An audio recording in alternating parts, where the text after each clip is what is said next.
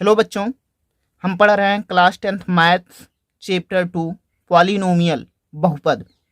आज हम चैप्टर 2 का एक्सरसाइज 2.1 सॉल्व कर रहे हैं। इस एक्सरसाइज में एक ही क्वेश्चन है, एक ही प्रश्न है।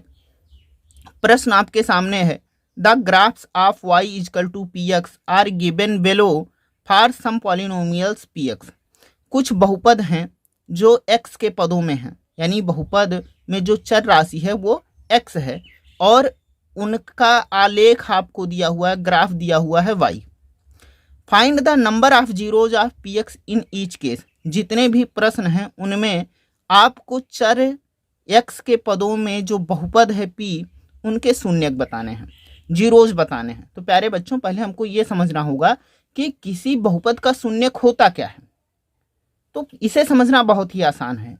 किसी बहुपद में, किसी पॉलिनोमियल में जो चर का मान होता है, जो चर राशि का मान होता है, जो वैल्यू होती है वेरिएबल की, उस वैल्यू को, उस मान को हम बहुपद का शून्यक कहते हैं। अगर कोई लीनियर पॉलिनोमियल है, रैखिक बहुपद है, तो उसमें जो शून्यकों की संख्या होगी वो 1 होगी। अगर कोई द्विघात बहुपद है तो उसमें शून्यकों की संख्या 2 होगी, जिसको आप क्वाड्रेटिक पॉलिनोमियल कहते हैं।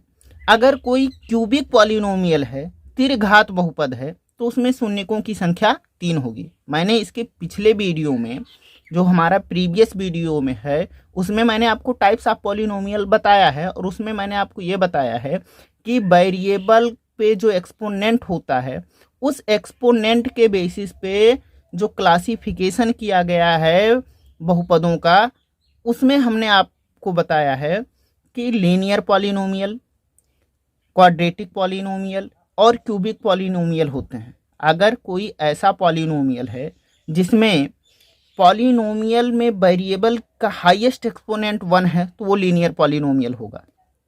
अगर वेरिएबल का हाईएस्ट एक्सपोनेंट 2 है तो वो क्वाड्रेटिक पॉलिनोमियल होता है। और अगर वेरिएबल का हाईएस्ट एक्सपोनेंट 3 है तो उसे हम क्यूबिक पॉलिनोमियल कहते हैं। अब यहाँ जो आपको ग्राफ दिए हुए हैं पॉलिनोमियल के, उनमें आपको बस इतना देखना है कि जो लीनियर पॉलिनोमियल होगा उसका शून्यक 1 होगा, मतलब उसमें नंबर ऑफ जीरोज 1 होंगे, क्योंकि उसमें x का हाईएस्ट पावर 1 होता है। अगर कोई क्वाड्रेटिक पॉलिनोमियल है जहां x की हाईएस्ट पावर 2 है, तो उसमें शून्यकों की संख्या, नंबर ऑफ जीरोज 2 होंगे। अगर कोई क्यूबिक पॉलिनोमियल है जिसमें x की हाईएस्ट पावर 3 होगी, वेरिएबल की हाईएस्ट पावर 3 होगी, तो उसमें नंबर ऑफ जीरोज भी 3 होंगे।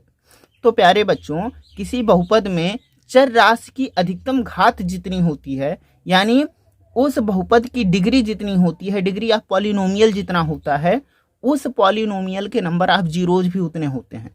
अगर 1 डिग्री का कोई पॉलिनोमियल है तो उसका 1 जीरो होगा। 2 डिग्री का कोई पॉलिनोमियल है तो उसके 2 जीरोज होंगे। अगर 3 डिग्री का कोई पॉलिनोमियल है तो उसके 3 जीरोज होंगे। अब हमको ग्राफ में देख के ये बताना है कि हम कैसे पता करें कि कोई 1 डिग्री वाला पॉलिनोमियल है या फिर 2 डिग्री वाला पॉलिनोमियल है या फिर 3 डिग्री वाला पॉलिनोमियल है। तो बेटा, हमको ये देखना है कि जो पॉलिनोमियल आपको दिया है वो x के पदों में है या फिर y के पदों में है। अगर x के पदों में है तो हमें ये देखना होगा कि वो ग्राफ x एक्सिस को, x अक्ष को कितनी बार काट रहा है, कितनी बार प्रतिच्छेदित कर रहा है, कितनी बार इंटरसेक्ट कर रहा है।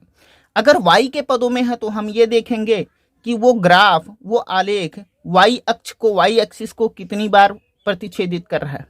तो हमारे पास जो पॉलिनोमियल्स की वैल्यू दी हुई है वो x के टर्म्स में, हमको px दिया हुआ है, यानी polynomial in terms of x। हमें ऐसे बहुपद दिए हुए हैं जो चर राशि x के पदों में है। तो हम ये देखेंगे कि ये बहुपद x अक्ष को कितने बिंदुओं पर प्रतिच्छेदित करते हैं, यानी कितने पॉइंट्स पर इंटरसेक्ट कर रहे हैं। हमारे पास जो फर्स्ट पार्ट है इस क्वेश्चन का, वो दिया हुआ है, ये x एक्सिस और y एक्सिस है, जिसमें यहाँ पे आपको y इक्वल टू px एक ग्राफ दिया गया है। इस ग्राफ में आप देख सकते हो कि ये केवल y एक्सिस को इंटरसेक्ट कर रहा है, केवल y अक्ष को प्रतिच्छेदित कर रहा है, x अक्ष को कहीं भी ये नहीं प्रतिच्छेदित कर रहा। तो यानी चूंकि यह x अक्ष को प्रतिच्छेदित कहीं भी नहीं कर रहा है, केवल यह y अक्ष को प्रतिच्छेदित कर रहा है, तो इस पॉलिनोमियल के जो जीरोज होंगे वो जीरो होंगे, मतलब इसमें कोई भी शून्यक नहीं होगा इस पॉलिनोमियल का।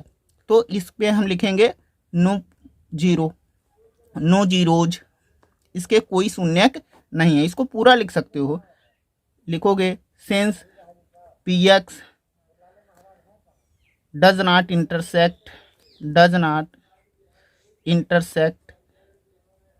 x axis at any point,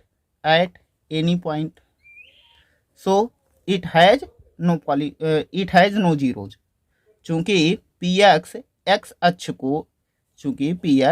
x अक्ष को किसी भी बिंदु पर प्रतिच्छेदित नहीं करता है, किसी भी पॉइंट पर इंटरसेक्ट नहीं करता है, तो इस px का कोई भी शून्यक नहीं होगा, इसके कोई भी जीरोज नहीं होंगे। अब सेकंड पार्ट देखिए, यहाँ आपको दिया हुआ है ये जो आलेख है, ये जो ग्राफ है y = px, ये x एक्सिस को कितने बिंदुओं पर प्रतिच्छेदित कर रहा है। तो आप देखो ये x एक्सिस है, x एक्सिस पे ये केवल एक बिंदु यहाँ पर प्रतिच्छेदित कर रहा है। तो चूंकि px x एक्सिस को एक बिंदु पर प्रतिच्छेदित कर रहा है, तो इसका जो नंबर ऑफ जीरोज होंगे वो होगा 1। तो यहाँ पे नंबर ऑफ जीरोज हम लिखेंगे 1। ठीक, तो इसका आंसर हो गया नंबर ऑफ जीरोज = 1।